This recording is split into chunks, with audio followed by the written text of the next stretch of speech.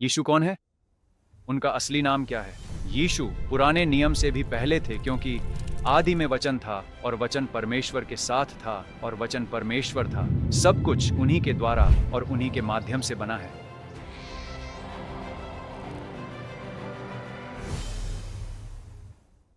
लेकिन जल प्रलय से पहले और जल प्रलय के बाद उन्होंने मनुष्यों के सामने खुद को किस नाम से प्रकट किया? क्योंकि आदम और हव्वा से लेकर मूसा तक का समय बहुत लंबा है।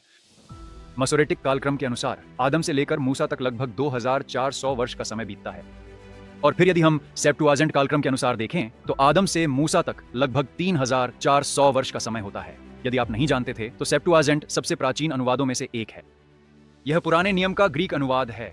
इसे LXX के रूप में भी जाना जाता है और इसका अनुवाद मसीह के पृथ्वी पर आने से लगभग 250 से 280 साल पहले अलेक्जेंड्रिया मिस्र में किया गया था।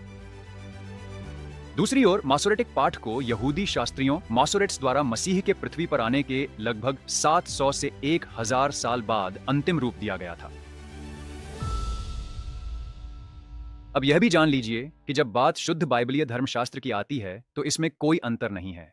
परमेश्वर के वचन की सही शिक्षा मसोरेटिक और सेप्टुआजेंट दोनों में समान है। अंतर केवल उनके कालक्रम में है। लेकिन प्रश्न अब भी वही है, मूसा के समय से पहले लोग यीशु को किस नाम से पुकारते थे? पिछले वीडियो में हमने सेमिटिक और सुमेरियन देवताओं को देखा था, लेकिन यदि आप यहाँ पहली बार आए हैं तो मैं आपको एक बहुत संक्षिप्त पुनरावलोकन दे देता हूँ। जब हम सेमिटिक की बात करते हैं तो हमेशा शेम नाम याद रखें। सेमिटिक शेम नूह के पुत्रों में से एक है और उसके वंश से अब्राहम आया जिसने इजराइल राष्ट्र की शुरुआत की। लेकिन फिर इस समय लोगों का एक और समूह भी था, सुमेरियन, जो मुख्य रूप से हाम के पुत्र, फिर कूश, फिर निम्रोद से आए थे और उन्होंने एक नया सर्वेश्वरवादी धर्म सुमेरियन देवता बनाया। सबसे ऊपर अन्न था और फिर अन्न के सबसे बड़े बेटे को एनलिल कहा जाता था। सेमिट्स का यह भी मानना था कि परम प्रधान देवता का एक पुत्र था, वे उसे इलील कहते थे। और हमने इस बारे में बात करना शुरू किया कि यह नाम हिब्रू बाइबल में एल शद्दाई से कैसे जुड़ सकता है। इसलिए पुरातात्विक साक्ष्यों के आधार पर हम सुमेरियन देवताओं के समूह पर ध्यान केंद्रित कर रहे हैं और यह देख रहे हैं कि क्या इसका बाइबल से कोई संबंध है और बाइबल इसमें कैसे मेल खाती है। अब से यह वीडियो और भी रोचक होने वाला है, इसलिए मेरे साथ बने रहिए। आइए अब हम एनलिल पर ध्यान दें। जिन लोगों ने पिछला वीडियो देखा है उन्हें याद होगा कि हमने बताया था कि ये दोनों देवता अन और एनलिल निप्पुर नगर में स्थित एनलिल के मंदिर में पूजे जाते थे। उनकी एक साथ आराधना की जाती थी और उन्होंने इन दोनों देवताओं अन्न और एनलिल को बहुत करीबी रिश्ता रखते हुए देखा। और यह दिलचस्प है कि निप्पुर के इस स्थान पर उनकी आराधना की जाती थी, क्योंकि यह वह स्थान है जहां कहा जाता है कि स्वर्ग और पृथ्वी एक साथ आते हैं। इसलिए स्वर्गीय क्षेत्र और सांसारिक क्षेत्र। लेकिन यह भी याद रखें कि प्राचीन सुमेर में एब्लाइट ईलिलू के समान एक अभिव्यक्ति थी जिसका नाम इलील था। वास्तव में यह एनलिल का एक प्राचीन रूप था जिसका इतिहास अत्यंत प्राचीन काल तक जाता है। यह विशेष नाम, जैसा कि ऊपर विस्तार से बताया गया है, इल या एल के दोहराव से ही विकसित होकर बना हो सकता है। इसीलिए इजरायलियों के पूर्वज अब्राहम के पिता नूह के पुत्र वे परम प्रधान देवता की आराधना करते थे और उन्हें एल या एल एलियोन कहते थे। लेकिन प्राचीन क्यूनिफॉर्म टैबलेट्स के अनुसार ऐसा लगता है कि उनमें से कुछ ने एल नामक एक अन्य देवता की भी आराधना की थी। पिछले वीडियो में हमने यह भी सीखा कि सुमेरियन लोग एल को एनलिल कहते थे और उसे परम प्रधान के पुत्र और देवताओं के राजा के रूप में देखते थे। याद रखें, इब्रानी बाइबल में इब्रानी जो सिर्फ सेमेटिक भाषा से आती है, जब यह एल शब्द का उपयोग करती है तो यह परमेश्वर को संदर्भित करती है और उनके लिए केवल एक ही परमेश्वर है ना? लेकिन वे कभी कभी उन्हें परम प्रधान परमेश्वर कहते थे क्योंकि उस समय वे अन्य सभी सुमेरियों के साथ रहते थे, विशेष रूप से निम्रोद के माध्यम से, जिसने इस नए सर्वेश्वरवादी धर्म की शुरुआत की थी। इसलिए समय के साथ ये सुमेरियन दुनिया पर छा गए, जिससे कुछ सेमिटिक वंशों ने भी देवताओं के इस नए समूह को अपना लिया, जहां शैतान और गिरे हुए स्वर्गदूतों ने मनुष्यों को धोखा देकर खुद को देवताओं के रूप में आराधना करवाया। लेकिन हमेशा ये अवशेष बचा रहा, जैसा कि हमने पिछले वीडियो में बताया था कि कैसे अभी भी सेमिटिक वंश था। इनमें से कुछ लोग जो परम प्रधान परमेश्वर एल एलियोन की आराधना करते थे। लेकिन फिर आप पूछ सकते हैं, ठीक है डैनियल, लेकिन पुरातत्व के अनुसार यह कैसे संभव है कि उन्होंने एल नामक इस अन्य देवता की भी आराधना की? क्योंकि क्या वे सिर्फ एक देवता की आराधना नहीं करते थे? क्या बाइबल नहीं कहती कि केवल एक ही परमेश्वर उनमय है? हाँ, लेकिन वे एक से अधिक व्यक्ति हैं और मैंने पहले भी इसका संक्षेप में उल्लेख किया था। वहाँ पिता परमेश्वर हैं और उनमें पुत्र परमेश्वर हैं। क्या वे पुराने नियम के समय में भी यह जानते थे? यह संभव लगता है, क्योंकि नए जन्म पाए हुए मसीहियों के रूप में हम भी यही विश्वास करते हैं। परमेश्वर नहीं बदलते, कल, आज और कल एक समान है। हम पुराने नियम में यीशु के बारे में पहले ही पढ़ चुके हैं। ज्यादातर मसीही बस इसे नहीं जानते। वे यीशु के बारे में ज्यादातर नए नियम में ही जानते हैं, लेकिन वे उन सभी जगहों को नहीं देखते जहां यीशु पुराने नियम में है। इसलिए इसे मेरे साथ पढ़ें। नीतिवचन 30 वाक्य 4 में परमेश्वर स्वयं बोलते हैं। वे कहते हैं, कौन स्वर्ग पर चढ़ा और फिर उतर आया? किसने हवा को अपनी मुट्ठियों में बटोर लिया है? किसने जल को अपने वस्त्र में लपेट लिया है? किसने पृथ्वी के सब छोरों को स्थिर किया है? उसका नाम क्या है और उसके पुत्र का नाम क्या है? निश्चय ही तू जानता होगा। वाह, वास्तव में हमारे पास पुराने नियम में प्राचीन काल से इन लोगों के सेमेटिक वंश से सबूत के प्रमाण हैं, जो परम प्रधान परमेश्वर में विश्वास करते थे, और यह भी कि उनका एक इकलौता पुत्र था और उन्होंने उन दोनों की आराधना की। एक परमेश्वर, दो व्यक्ति। एक और उदाहरण भजन संहिता 110 वाक्य 1 में है। प्रभु मेरे प्रभु से कहते हैं, मेरे दाहिने हाथ बैठ, जब तक मैं तेरे शत्रुओं को तेरे पैरों की चौकी न कर दूं। क्या ऐसा लगता है जैसे उनमें दो परमेश्वर बात कर रहे हैं? प्रभु मेरे प्रभु से कहते हैं। यीशु पुराने नियम में हर जगह मौजूद हैं। एक परमेश्वर, दो व्यक्ति। मुसलमानों को इससे विशेष कठिनाई होती है, क्योंकि यदि वे वास्तव में बाइबल पढ़ें तो वे देखेंगे कि यीशु पुराने और नए नियम दोनों में मौजूद हैं। उन्होंने कहा कि बाइबल भ्रष्ट है, पर यह गलत सिद्ध हो चुका है, क्योंकि हमारे पास मूल इब्रानी और यूनानी प्रतियां हैं। इसीलिए हम जानते हैं कि आज के अनुवाद भ्रष्ट नहीं है। आज के अंग्रेजी संस्करण पूरी तरह से मूल इब्रानी और यूनानी के समान है। यह यीशु और परमेश्वर पिता हैं। यीशु वास्तव में नए नियम में इसे फिर से उठाते हैं। मत्ती 22 वाक्य 42 में यीशु कहते हैं, तुम मसीह के बारे में क्या सोचते हो? मसीह ही मसीहा है ना? वह किसका पुत्र है? उन्होंने उससे कहा, दाऊद का पुत्र। उसने उनसे कहा, फिर दाऊद आत्मा में होकर उसे प्रभु कैसे कहता है? यह कहते हुए, प्रभु ने मेरे प्रभु से कहा, मेरे दाहिने हाथ बैठ, जब तक मैं तेरे शत्रुओं को तेरे पैरों के नीचे न कर दूं। यदि दाऊद उसे प्रभु कहता है, तो वह उसका पुत्र कैसे हुआ? यह अद्भुत है। यीशु मसीह वही मसीहा है जिसकी बाइबल में 300 से अधिक बार भविष्यवाणी की गई थी। अब वह प्रकट होकर कह रहा है कि मैं परमेश्वर हूं और तुम्हें स्वतंत्र करने आया हूं। इस पूरे समय के दौरान फरीसियों और सदूकियों को सत्य देने की लगातार कोशिश की जा रही थी, लेकिन वे इन असुविधाजनक वचनों को बिल्कुल भी पढ़ना नहीं चाहते थे। इसलिए आज भी बहुत से यहूदी ये विश्वास नहीं करते कि यीशु मसीह ही मसीहा है। यीशु के आने की भविष्यवाणी की गई थी। उत्पत्ति अध्याय 3 वाक्य 15, स्त्री की संतान। स्त्री यहाँ अर्थात इज़राइल है, जो यहूदा के गोत्र से और दाऊद के वंश से है। इसीलिए मैंने आज यह शर्ट पहनी है। वह आया था, वह यहूदा का सिंह और परमेश्वर पुत्र है। लेकिन इस देवत्व में दो और भी हैं, परमेश्वर पिता और परमेश्वर पवित्र आत्मा, और हम उन तीनों को पुराने नियम में भी देखते हैं। मेरे साथ यशायाह की पुस्तक अध्याय 48 वाक्य 16 पढ़िए। परमेश्वर कहते हैं, मेरे निकट आओ और यह सुनो। मैंने आदि से गुप्त रूप से कुछ नहीं कहा। जिस समय से यह हुआ मैं वहीं उपस्थित था, और अब प्रभु यहोवा ने मुझे और अपने आत्मा को भेजा है।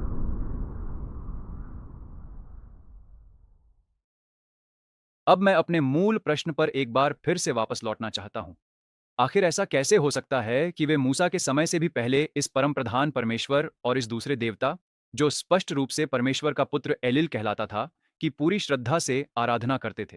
पुराने नियम में भी वे परमेश्वर पिता, पुत्र और आत्मा में विश्वास करते थे। यह सिर्फ नए नियम की बात नहीं, बल्कि हमेशा से था। इसलिए क्या यह एलिल यीशु हो सकता है? शायद। पर पहले पीछे चलते हैं। यीशु नाम का अर्थ फिर से क्या है? क्या आपको याद है? मत्ती 1 वाक्य 21, वह एक पुत्र को जन्म देगी। तुम उसका नाम यीशु रखना, क्योंकि वह अपने लोगों को उनके पापों से बचाएगा।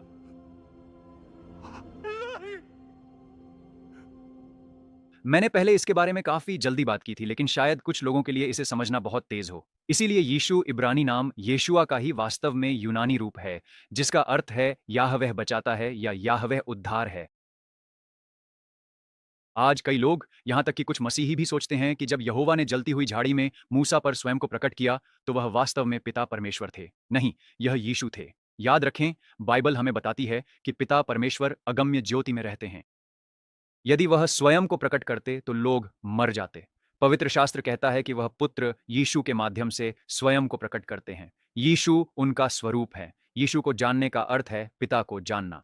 परमेश्वर के बारे में बात करते हुए एक तीमुथियुस 6:16 कहता है कि केवल वही अमर है जो अगम्य ज्योति में रहता है, जिसे किसी ने कभी नहीं देखा और न देख सकता है।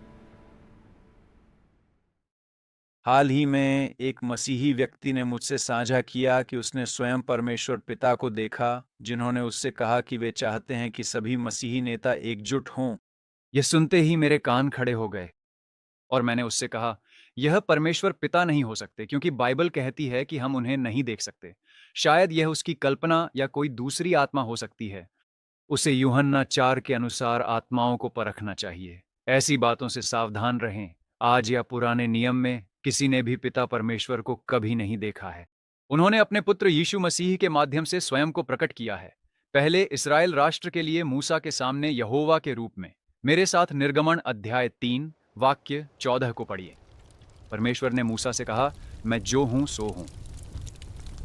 और उन्होंने कहा, इजरायलियों से यह कहना, मैं हूं ने मुझे तुम्हारे पास भेजा है। इसलिए यहां वह दिव्य नाम यहोवा का उपयोग करते हैं, जो अद्भुत है। यीशु ने भी नए नियम में बहुत बाद में यही कहा। अब्राहम के होने से पहले मैं हूं उसी भाषा का उपयोग करते हुए मूल रूप से कह रहे थे, मैं यहोवा हूं। लेकिन यह दिलचस्प है कि वे मूसा तक पीछे नहीं गए। ये नहीं कहा मूसा के होने से पहले मैं हूं, बल्कि वे अब्राहम तक पीछे गए।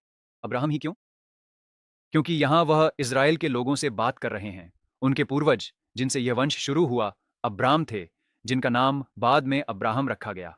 परमेश्वर ने उन्हें ऊर अर्थात कसदियों के देश से बुलाया, जहां लोग अन्य देवताओं की उपासना करने लगे थे। कौन से देवता? वही सुमेरियन देव समूह के देवता। लेकिन मैंने आपको पहले ही बताया है कि उस समय भी हमेशा एक विश्वास योग्य शेष लोग बचा रहता था। उदाहरण के लिए अब्राहम मलिकिसिदक से मिले, जो पहले से ही परम प्रधान परमेश्वर की आराधना करते थे। लेकिन क्या आपने ध्यान दिया कि जब परमेश्वर ने अब्राहम को वहां से बुलाया तो उन्होंने अपने आप को किस नाम से प्रकट किया? क्योंकि पुराने नियम में मूसा से पहले हम एल एलियोन के बारे में पढ़ते हैं, है ना? क्या परमेश्वर का कोई और नाम था जो पिता परमेश्वर नहीं था? हाँ था। अब्राहम के पुत्र इसहाक ने उत्पत्ति 28 वाक्य 3 में कहा, सर्वशक्तिमान परमेश्वर तुझे आशीष दे और तुझे फलवंत और बहुत करे, जिससे तू बहुत सी जातियों का मूल हो जाए। सिर्फ अंग्रेजी पढ़कर आप कहेंगे, अच्छा डैनियल, बड़ी बात क्या है? लेकिन यहां सर्वशक्तिमान परमेश्वर, यदि आप इब्रानी भाषा में देखें तो वह एल शद्दाई है। मैं बहुत जल्द इस बारे में बात करने वाला हूं कि इस नाम का वास्तव में क्या अर्थ है। लेकिन यह वही सटीक नाम है जिसका उपयोग परमेश्वर ने तब किया था जब उन्होंने अब्राहम को कसदियों के ऊर देश से बाहर बुलाया था, जहां कुछ शेम के वंशज भी उन अन्य देवताओं की आराधना करने लगे थे जिनकी सुमेरियन आराधना करते थे। अन्न, एनलिल, अन्न की जैसे अन्य देवताओं का समूह, और निनुरता जैसे अन्य कथित देवता। लेकिन मैंने यह भी स्पष्ट किया है कि इस समय भी हमेशा एक अवशेष बचा रहता था जो अभी भी परम प्रधान परमेश्वर और उनके पुत्र की आराधना करता था। और याद रखें, यीशु ने कहा था, अब्राहम के होने से पहले मैं हूं, जिसका अर्थ है कि वह पहले से ही वहां थे और लोगों ने उन्हें परमेश्वर के रूप में आराधना की। आदम से नूह और शेम के माध्यम से अब्राहम तक हमेशा एक ऐसा अवशेष था जिसने परमेश्वर की आराधना की, और साथ ही उनके पुत्र यीशु मसीह की भी।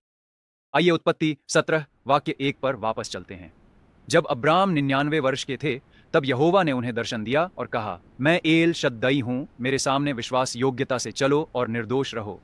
ठीक है, इसलिए अब आप पूछ सकते हैं, ठीक है, एल शद्दाई का वास्तव में क्या अर्थ है? क्योंकि हमारी बाइबल में अंग्रेजी में यह परमेश्वर सर्वशक्तिमान कहता है।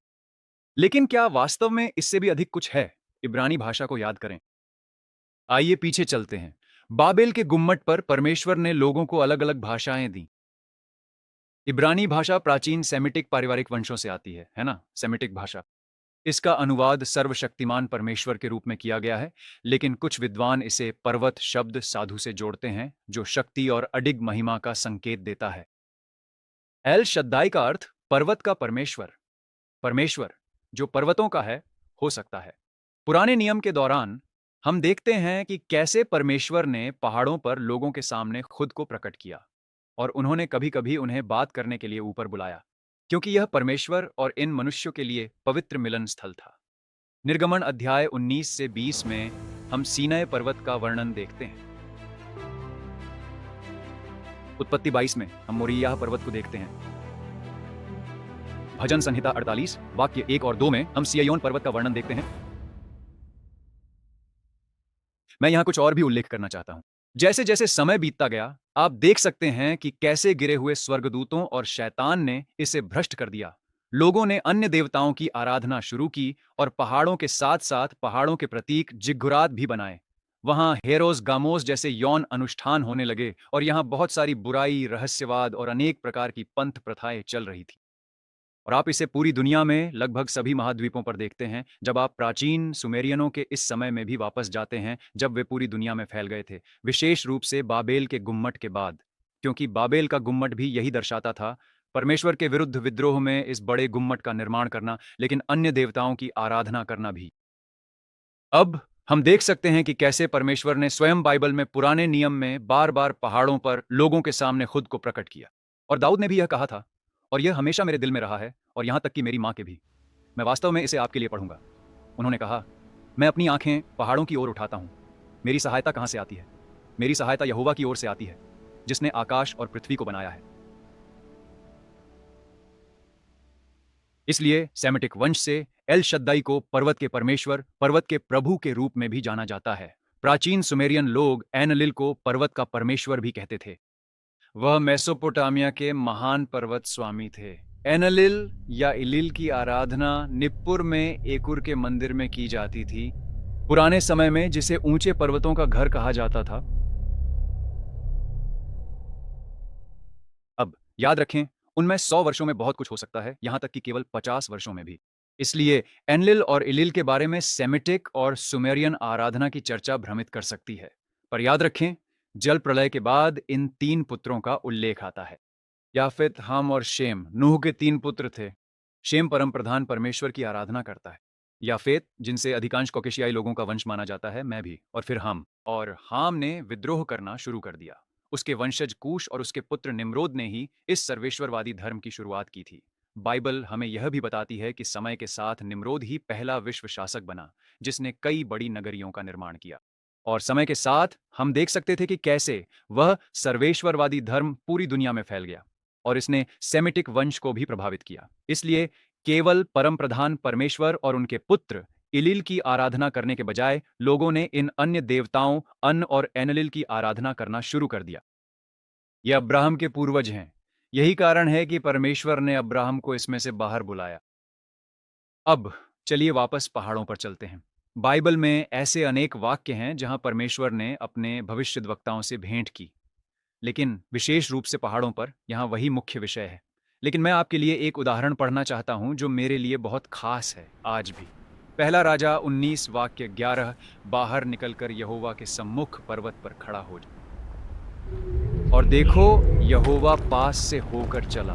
उसके आगे एक बड़ी और प्रचंड आंधी चली, जिसने पहाड़ों को फाड़ डाला और चट्टानों को तोड़ डाला, परंतु यहोवा उस आंधी में न था। फिर से, ये यीशु है, ये यावे है। और यह उन कई उदाहरणों में से एक है कि कैसे परमेश्वर ने पहाड़ों पर लोगों के सामने खुद को प्रकट किया। लेकिन यह मेरे लिए बहुत ही खास उदाहरण है, इसलिए चलिए आगे पढ़ते हैं। और आंधी के बाद भूकंप आया, परंतु यहोवा उस भूकंप में न था, और भूकंप के बाद आग लगी, परंतु यहोवा उस आग में बिल्कुल नहीं था। और उस आग के बाद एक बहुत ही धीमा फुसफुसाहट का शब्द सुनाई दिया। और जब एलियाह ने उसे सुना तो उसने अपना मुंह अपनी ओढ़नी से ढांप लिया और बाहर जाकर गुफा के द्वार पर खड़ा हो गया। और तभी अचानक देखो, उसे एक शब्द साफ साफ सुनाई देने लगा, हे एलियाह, भला तेरा यहाँ क्या काम है? इसलिए यह दिखाता है कि यीशु छोटी चीजों में भी आप पर प्रकट हो सकता है। उसे हमेशा बड़ी चीजों, चमत्कारों या भविष्यवाणियों में ही मत खोजो। वह शक्तिशाली है, जैसा उसने यहाँ एलियाह को भूकंप, आग और हवा से दिखाया, लेकिन उसने उससे एक धीमी फुसफुसाहट में बात की। देखिए, वह इंतजार कर रहा है कि हम उसे सच्चे दिल, मन और प्राण से खोजें, पर कुछ लोग उसे चमत्कारों और संकेतों के लिए खोजते हैं ताकि परमेश्वर उन्हें इस जीवन में आशीष दे सके। परमेश्वर आपसे सच्चा रिश्ता चाहता है और चाहता है कि आप उसे प्रभु और उद्धारकर्ता के रूप में स्वीकार करें। एक और बात जिस पर लोग जरूरत से ज्यादा ध्यान देते हैं वह है परमेश्वर या यीशु के नाम को लेकर विवाद।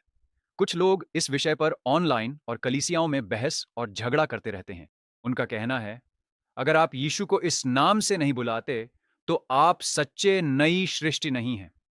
यह सुसमाचार प्रचार से ज्यादा जरूरी बन जाता है कि हम पापी हैं और हमें उद्धारकर्ता चाहिए।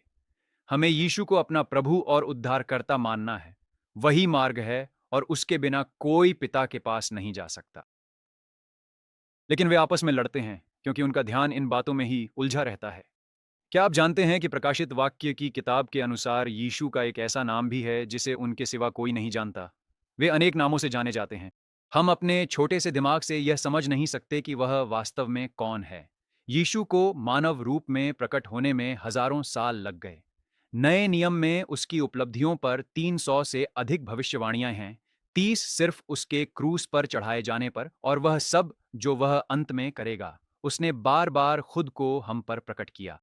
पूरा पुराना नियम यीशु के बारे में संकेत है। नया नियम यीशु के बारे में है। ये सब यीशु के बारे में है। वह लोगोस है, वचन है। जो कुछ भी है वह उसी में है। सेमाइट्स ने उन्हें एल शद्दाई कहा, इजराइलियों ने उन्हें याहवेह कहा और बाद में हिब्रू में एडोनाई, जिसका अर्थ प्रभु है। क्या आप जानते हैं कि प्राचीन इजरायली याहवे नाम को लिखते भी नहीं थे क्योंकि वे उसे अत्यंत पवित्र मानते थे? वे उस नाम को लिखना नहीं चाहते थे, इसलिए उसकी जगह अदोनई अर्थात प्रभु या हाशेम अर्थात वह नाम का प्रयोग करते थे। एडोनाई और ग्रीक नए नियम में कीरियोस का अनुवाद अंग्रेजी में सिर्फ लॉर्ड होता है, जिसका अर्थ है परमेश्वर। लोगों को अंदाजा नहीं है कि यीशु कितने अद्भुत हैं। वे उसे अपने विशिष्ट दायरे में बांधने की कोशिश करते हैं। आप इंसान हैं। इस विशाल अद्भुत आकाश गंगा के बीच में इस ग्रह के एक कण पर एक छोटी चींटी की तरह एक छोटा सा जीव जिसे परमेश्वर ने यीशु के लिए बनाया है। सब कुछ, यहां तक कि आप भी यीशु के लिए बनाए गए हैं। जीवन आपके बारे में नहीं है, ये यीशु के बारे में है। और जो लोग अब भी इन बातों पर झगड़ना चाहते हैं, वे पूरी तस्वीर को ही नहीं देख पा रहे हैं। आइए मैं आपको एक और बात पढ़कर सुनाता हूं। एक ऐसा नाम भी है जिसे स्वयं यीशु के सिवा कोई नहीं जानता। प्रकाशित वाक्य 19 वाक्य 12। उसकी आंखें आग की ज्वाला के समान हैं और उसके सिर पर बहुत से मुकुट हैं और उसका एक नाम लिखा है जिसे उसके सिवाय कोई नहीं जानता। इसीलिए प्राचीन शेम के वंशज वे पिता परमेश्वर की आराधना करते थे, लेकिन पुत्र परमेश्वर की भी। वे उसे एलिल नाम दे सकते थे, जो एल का दोहरा रूप है, जिसका अर्थ है कि वह एक परमेश्वर है लेकिन दो अलग व्यक्ति। लेकिन फिर प्राचीन सुमेरियों ने उस नाम को बिगाड़ दिया क्योंकि शैतान ने यही किया था। उसने उन्हें गिरे हुए स्वर्गदूतों के साथ जल प्रलय से पहले और जल प्रलय के बाद भी इस नए बहुदेववादी धर्म को शुरू करने के लिए धोखा दिया। उन्होंने इसे बिगाड़ दिया और अब यीशु का नाम बदलकर एनलिल नामक इस परमेश्वर में बदल दिया। आप कह सकते हैं कि उन्होंने एक अलग यीशु का प्रचार किया, जैसा नया नियम एक अलग यीशु का प्रचार करने वालों की चेतावनी देता है। शैतान चालाक है, वह सत्य में थोड़ा झूठ मिलाकर लोगों को बहलाता है। मेरा मानना है कि निम्रोद ने भी सेनाएं से यही किया क्योंकि तब अधिकांश साम्राज्यों पर उसका पूरी तरह नियंत्रण था। समय बीतने के साथ शेम के वंशजों ने उन्हें पुराने नियम में परमेश्वर का दूत भी कहा। शायद नए दर्शकों ने ये पहले न सुना हो कि यीशु को प्रभु का दूत क्यों कहते हैं। ये अजीब लग सकता है क्योंकि परमेश्वर ने कई स्वर्गदूत बनाए हैं, तो फिर यीशु को दूत क्यों कहा जाता है? याद रखें फिर से भाषा। एंजेल शब्द ये ग्रीक वचन एंजेलोस से आया है, जिसका अर्थ केवल संदेशवाहक है। इसलिए परमेश्वर के बहुत सारे संदेशवाहक हैं। परमेश्वर अपने वचन में स्वर्गदूतों को यही कहता है। यहां तक कि पुराना नियम भी स्वर्गदूतों के लिए मलक शब्द का उपयोग करता है। इसलिए यीशु को दूत कहा जाता है, जिसका अर्थ है वह संदेशवाहक, न कि केवल एक संदेशवाहक। याद रखें, हम केवल यीशु मसीह के माध्यम से परमेश्वर पिता से जुड़ सकते हैं। वे संदेशवाहक हैं। उन्हें हमारे और पिता परमेश्वर के बीच इकलौता मध्यस्थ बताया गया है और हम केवल यीशु के जरिए पिता को जान सकते हैं। स्वर्गदूत वास्तव में आत्माएं हैं। एंजेल वचन बस उनका कार्य है। वे परमेश्वर के संदेशवाहक हैं जो मनुष्यों की मदद के लिए भेजे गए हैं। और वे कभी कभी हम मनुष्यों पर परमेश्वर का वचन प्रकट करते हैं। पुराने नियम और नए नियम के सभी भविष्यद्वक्ताओं को देखें। लेकिन फिर से यीशु मसीह पिता परमेश्वर का स्वरूप है। यदि हम यीशु को जानते हैं तो हम परमेश्वर पिता को जानते हैं।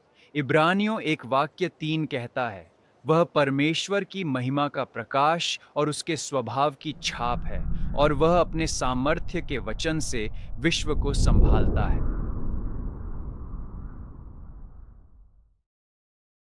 अच्छा, इसलिए इन बातों के बारे में बात करना बहुत ही अद्भुत है। सत्य स्वयं इससे अधिक महत्वपूर्ण कुछ और नहीं हो सकता। जब हम पुराने नियम को उत्पत्ति से मलाकी तक देखते हैं तो इसका अंत कैसे हुआ? यह एक भविष्यवाणी पर खत्म हुई और फिर 400 साल सन्नाटा रहा। दुनिया मसीहा यीशु मसीह की प्रतीक्षा कर रही थी।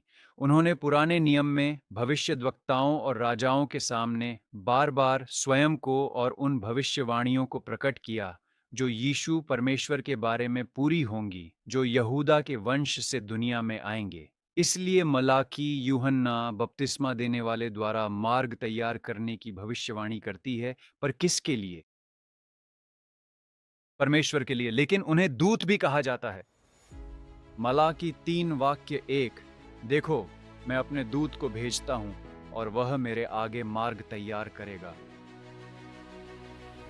और प्रभु जिसकी तुम खोज करते हो अचानक अपने मंदिर में आ जाएगा। और वाचा का वह दूत जिसमें तुम प्रसन्न होते हो, देखो वह निश्चित रूप से स्वयं ही आ रहा है, ऐसा सेनाओं का यहोवा परमेश्वर घोषणा करता है।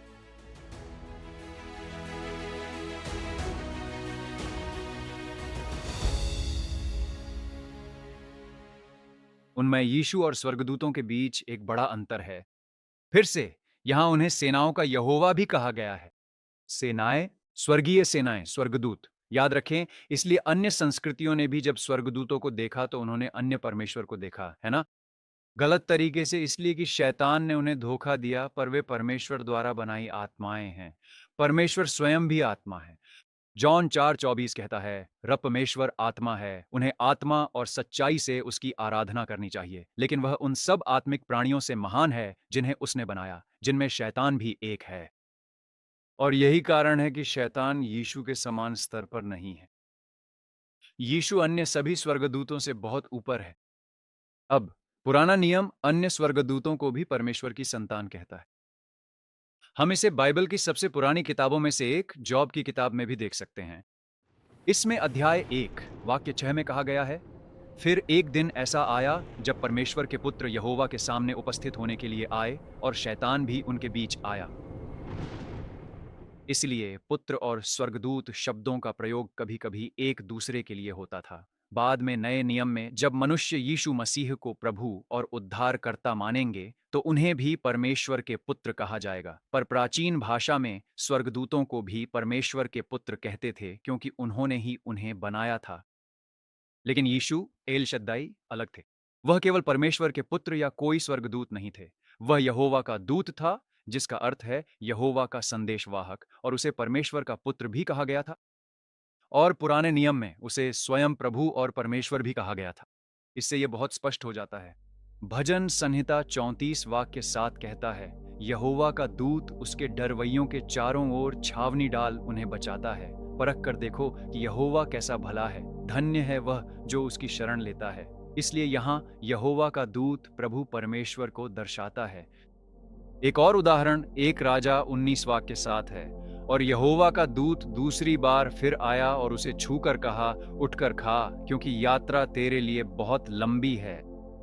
फिर अगले वाक्य में यहोवा के दूत ने उससे पूछा, हे एलिय्याह, तू यहाँ क्या कर रहा है?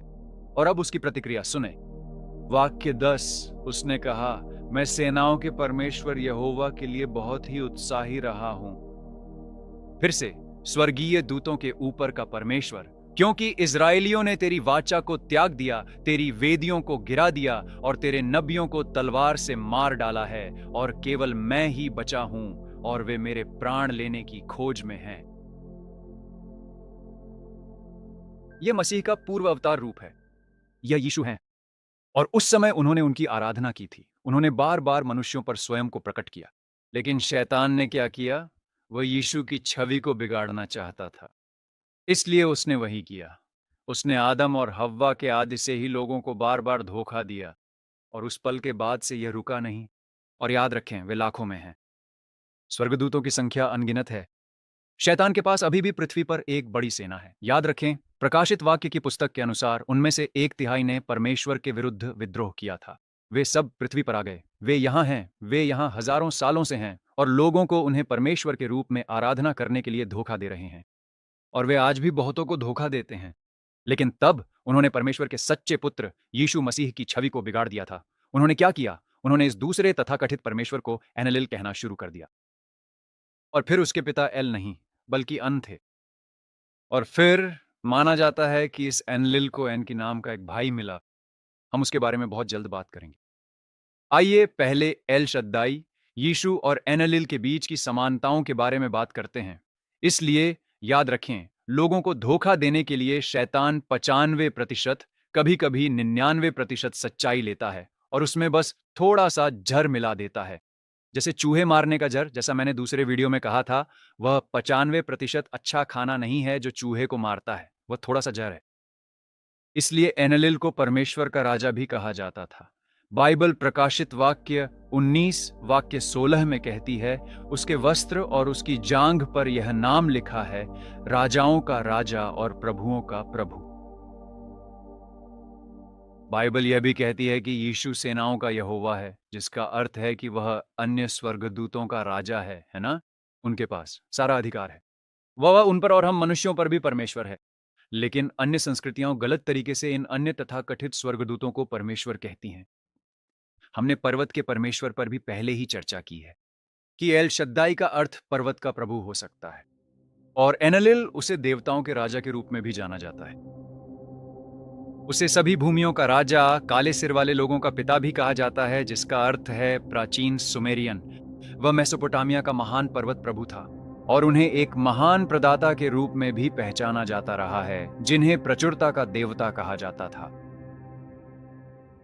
6000 साल पहले निप्पुर और एरिडू जैसी प्राचीन नगरियों की एक भूली दुनिया थी, जहां लोग सदियों तक जीते और महान नायक राज करते थे। लेकिन एक दुष्ट अंधकार फैल रहा था। इस दुनिया में हम उल्दाको की कहानी देखते हैं। शक्ति, डर और झूठ पर टिके एक दुष्ट साम्राज्य में गुलाम बनकर जन्मा, लेकिन उसने सिर्फ दुख ही झेला था। अपनी बेड़ियों के पार जानवरों, ड्रैगन, परमेश्वर और कुलों की रहस्यमयी दुनिया से अनजान। पर उसकी कहानी कुछ बहुत बड़ा उजागर करेगी, एक गुप्त वंशावली। आदम और शेत के वंशज उस सच्चाई की रक्षा करते हुए जिसे दुनिया खो रही थी, क्योंकि मानव इतिहास के पीछे एक और युद्ध चल रहा है। गिरे हुए प्राणी, नेफिलिम और सब कुछ तबाह करने की एक साजिश। और इन सब के बीच एक प्राचीन भविष्यवाणी, एक चुने हुए का आना जो अंधेरे में रोशनी लाएगा। लाइटबॉर्न डॉन ऑफ डार्कनेस अभी प्री ऑर्डर करें और आदि में कदम रखें। कि एल शद्दाई का अर्थ पर्वत का प्रभु हो सकता है और एनलिल को देवताओं के राजा के रूप में भी जाना जाता है। उसे सभी भूमियों का राजा, काले सिर वाले लोगों का पिता भी कहा जाता है, जिसका अर्थ है प्राचीन सुमेरियन।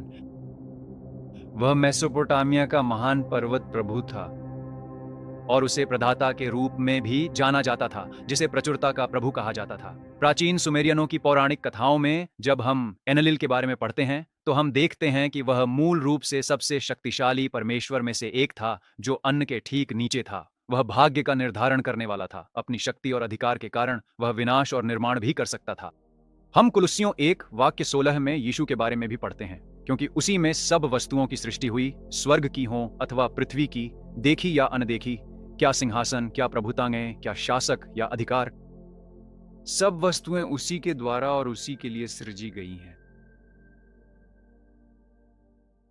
यीशु न केवल सृष्टि के समय वहां थे, सब कुछ अपने द्वारा और अपने लिए बना रहे थे, बल्कि वे आज भी इसे संभालते हैं। सिर्फ यह तथ्य कि आप यहां बैठकर यह वीडियो देख सकते हैं, इसीलिए है क्योंकि आपका अस्तित्व उन्हीं में है। वे आपको संभालते हैं। अगर वे इसे बस वापस ले लें तो आप अब भी मर जाएंगे। आप देखते हैं कि जो कुछ भी है वह सत्य है। उन्हें लोगोस कहा जाता है, जैसा कि मैंने पहले कहा था। ये सब उन्हीं में है। मुझे यह आपके लिए पढ़ने दें। यूहन्ना 1:1। आदि में वचन था, लोगोस, और वचन परमेश्वर के साथ था, और वचन परमेश्वर था। यही आदि में परमेश्वर के साथ था। सब कुछ उसी के द्वारा उत्पन्न हुआ, और जो कुछ भी बना है उसमें से कोई भी वस्तु उसके बिना नहीं बनी।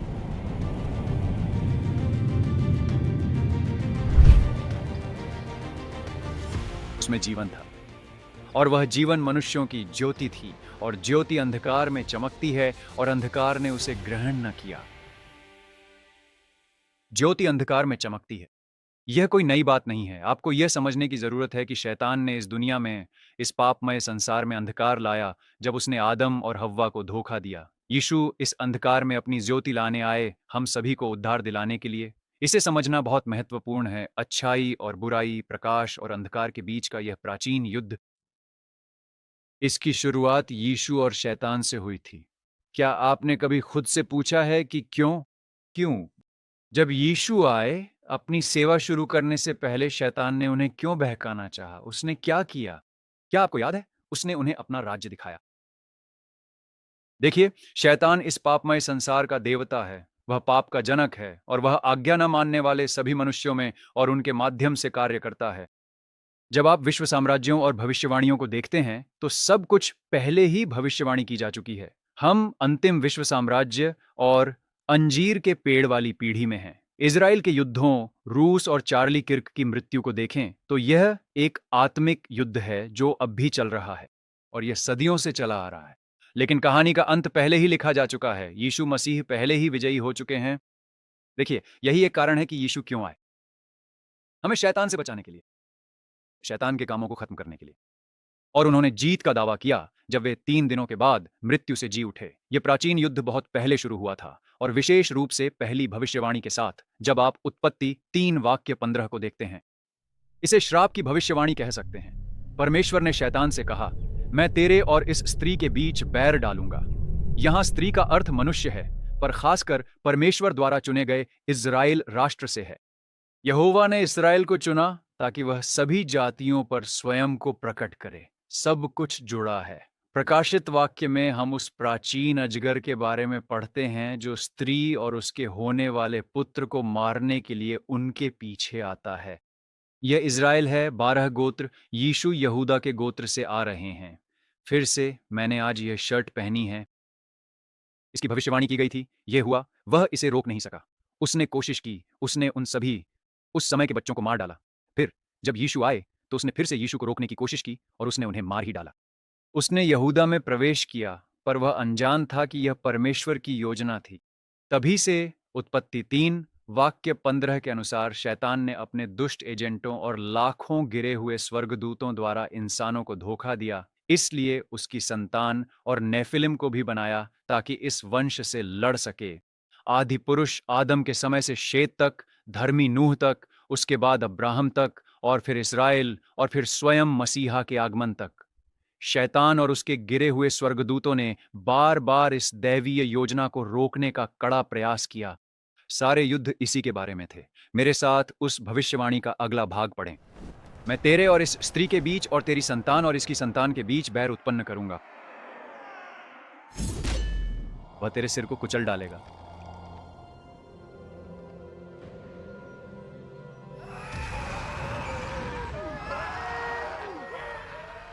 यीशु ने यही किया जब वे क्रूस पर मरे और फिर तीसरे दिन जी उठे ताकि मुझे पाप और मृत्यु पर और स्वयं शैतान पर विजय दिला सके। उन्होंने सांप के सिर को कुचल दिया, और तू उसकी एड़ी को डसेगा। यह शैतान है जो मसीहा के जन्म को रोकने के लिए बार बार प्रयास कर रहा है, और फिर जब मसीहा आए तो उन्हें भी रोकने की कोशिश की, और उसने किया भी, लेकिन वह केवल उन्हें घायल कर पाया क्योंकि यीशु मृत्यु से जी उठे थे। और इसीलिए मैं, आप और आप में से कई जो सुन रहे हैं, आज नई सृष्टि मसीही हैं यीशु के कारण। यदि वे 3 दिनों के बाद जी न उठते तो वे परमेश्वर नहीं होते। इसीलिए हम यीशु मसीह को मसीहा के रूप में मानते हैं कि वे परमेश्वर हैं, कि वे ही मार्ग, सत्य और जीवन हैं। अब चलिए पीछे चलते हैं। यीशु हमेशा से वहीं थे। वे केवल 2000 साल पहले पृथ्वी पर आए थे। इसीलिए बाइबल के आदि में भी हम यीशु और पिता परमेश्वर को वहां देखते हैं। हम वास्तव में उनके बीच इस संबंध को देखते हैं जहां वे हम और हमें के बारे में बात करते हैं। उत्पत्ति 1:26 तब परमेश्वर ने कहा, हम मनुष्य को अपने स्वरूप के अनुसार अपनी समानता में बनाएं।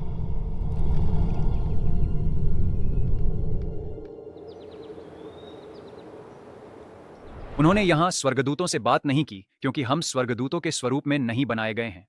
बाइबल कहती है कि हम परमेश्वर के स्वरूप में बनाए गए हैं। बाइबल की पहली पंक्ति में भी हम यह देखते हैं कि परमेश्वर एक है, लेकिन एक से अधिक व्यक्ति हैं। इससे मेरे साथ पढ़ें। आदि में परमेश्वर ने आकाश और पृथ्वी की सृष्टि की।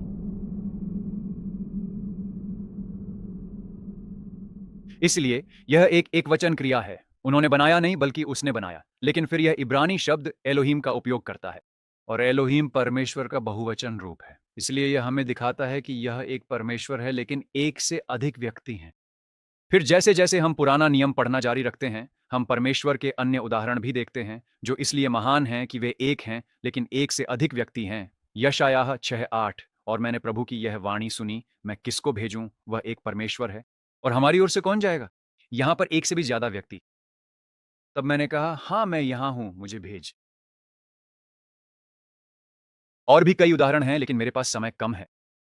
यीशु हमेशा से वहीं थे, न कि केवल 2000 साल पहले। बहुत से लोग कहते हैं कि अच्छा मसीहियों, तुम्हारा धर्म केवल 2000 साल पहले शुरू हुआ था। नहीं, ये एक कभी न खत्म होने वाली कहानी है। यीशु की कहानी तब शुरू नहीं हुई जब वे हमारे आयाम में पृथ्वी पर आए, ताकि वे स्वयं को मानव शरीर में हम पर प्रकट करें और हमारे पापों के लिए मरें। उन्होंने उस समय से हजारों साल पहले ही मानवता पर स्वयं को प्रकट कर दिया था। कहानी बस समय के साथ आगे बढ़ती गई। इसलिए कुछ लोग कहते हैं कि यह यहोवा प्राचीन सुमेरियों के किसी अन्य परमेश्वर से आया है। यह असत्य है।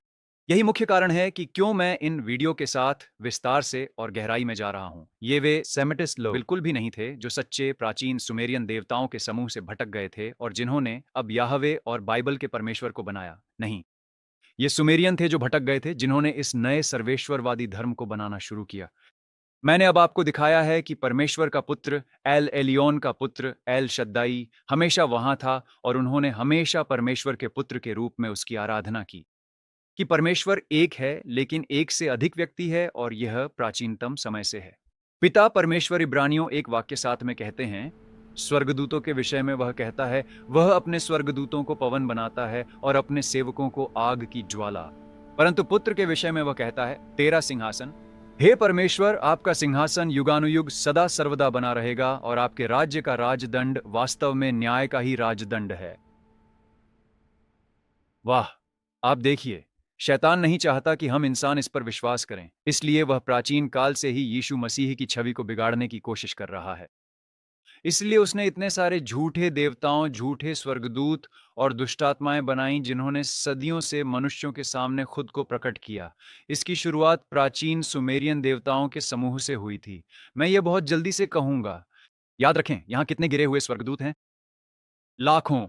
क्योंकि बाइबल कहती है कि स्वर्गदूत अनगिनत हैं, पर उनमें से 1/3 ने विद्रोह किया और पृथ्वी पर आ गए। यदि आप शैतान जितने दुष्ट हैं, तो आप मानवता को परम प्रधान परमेश्वर की आराधना करने से कैसे भटकाएंगे? मुझे पता है। मैं उन्हें बहुत सारे परमेश्वर दूंगा जो कथित तौर पर उन्हें उसी पहाड़ तक ले जाएंगे, क्योंकि उनके पास जितने अधिक भटकाव होंगे, जितने अधिक अन्य प्रकार के सत्य होंगे, वे उतने ही अधिक विचलित होंगे। और यही उसने करना शुरू किया। जल प्रलय से पहले की तरह जल प्रलय के बाद उन्होंने निम्रोद और शुरुआती मनुष्यों को अपनी और अपनी संतानों नेफिलिम, जिन्हें जल प्रलय के बाद रिफैम कहा गया, कि परमेश्वर के रूप में आराधना करने के लिए धोखा दिया। सत्य और वास्तविक परमेश्वर एल के विरुद्ध विद्रोह करने और उसे और उसके पुत्र को अन्न, एनलिल और एनकी जैसे कई झूठे देवताओं से भरे एक नकली धर्म से प्रतिस्थापित करने के प्रयास के लिए। इससे भी बुरा यह कि उन्होंने यीशु के स्तर को इस देवता एनालिल के रूप में गिराने की एक सोची समझी कोशिश की, जिसकी अब एक माँ थी, जिसके पुत्र थे, और अब अचानक एक भाई भी था। एक और भाई, एक छोटा भाई जिसका नाम एनकी था। तो फिर एनकी कौन है? यह वह नया देवता है जिसने अन्न और उसके पुत्र एनालिल के विरुद्ध विद्रोह किया था। सुमेरियन वचन एनकी का शाब्दिक अर्थ है पृथ्वी का देवता, और इसका अर्थ पृथ्वी का शासक भी हो सकता है। सिर्फ इस नाम से ही आप में से कई लोग जो अपनी बाइबल पढ़ते हैं शायद पहले ही अंदाजा लगा सकते हैं कि यह कौन है। लेकिन मैं उन लोगों के लिए बाइबल का वाक्य पढ़ने जा रहा हूं जिन्हें नहीं पता, और फिर यह शायद बहुत स्पष्ट हो जाएगा। लेकिन मैं चाहता हूं कि आप इस बाइबल वाक्य के हर हिस्से को गहराई से पढ़ें और सुनें, क्योंकि अब तक आपने जो कुछ भी सुना है उसके बाद, और भले ही आपने इसे पहले सुना या पढ़ा हो, लेकिन अब आप इसे निश्चित रूप से और भी विस्तार से और बेहतर समझेंगे। इसे वचन दर वचन सुने। दूसरा कुरिन्थियों 4 वाक्य 3, और यदि हमारे सुसमाचार पर पर्दा पड़ा है, यही जीवन का सत्य है ना? तो यह नाश होने वालों के लिए ही छिपा हुआ है। वे मनुष्य जो सत्य को नहीं समझते, है ना? उनमें इस संसार के देवता ने अविश्वासियों की बुद्धि को अंधा कर दिया है। देखिए, मैं पूरे समय इसी बारे में बात कर रहा हूं। शैतान मानव जाति को धोखा दे रहा है ताकि वे मसीह की महिमा के सुसमाचार के इस दिव्य और उज्जवल प्रकाश को न देख सकें। मसीहा, वह ज्योति जो जगत में आई है, जो कि परमेश्वर का ही प्रतिरूप है। परमेश्वर का प्रतिरूप। फिर से हम पिता परमेश्वर को केवल उनके पुत्र यीशु मसीह के माध्यम से जान सकते हैं, जो स्वयं को हम पर प्रकट करने के लिए पृथ्वी पर आए थे। सब कुछ आपस में जुड़ा हुआ है। अगले वीडियो में हम एनकी के बारे में विस्तार से बात करेंगे और यह बहुत दिलचस्प होने वाला है। आपको खुद को तैयार करना होगा। एक नोटपैड ले लें कुछ नोट्स के साथ, क्योंकि यहां से आगे यह और भी दिलचस्प होने वाला है, क्योंकि यह पूरी श्रृंखला इस बारे में है कि सभी धर्म कैसे शुरू हुए। और मैं यह साबित करने जा रहा हूं कि मसीही धर्म ही एकमात्र सच्चा धर्म है। धर्म नहीं, बल्कि मान लीजिए कि स्वयं जीवन का सत्य है। इसे मनुष्य ने नहीं बनाया था, यह बस हर चीज का एक सत्य है। इसलिए एनकी के बाद हम इसे अन्य धर्मों तक फैलाएंगे। हम बहुत बाद में बौद्ध धर्म, इस्लाम, यहाँ तक कि कुछ मसीही संप्रदायों के बारे में भी बात करेंगे जो बिल्कुल भी मसीही नहीं है।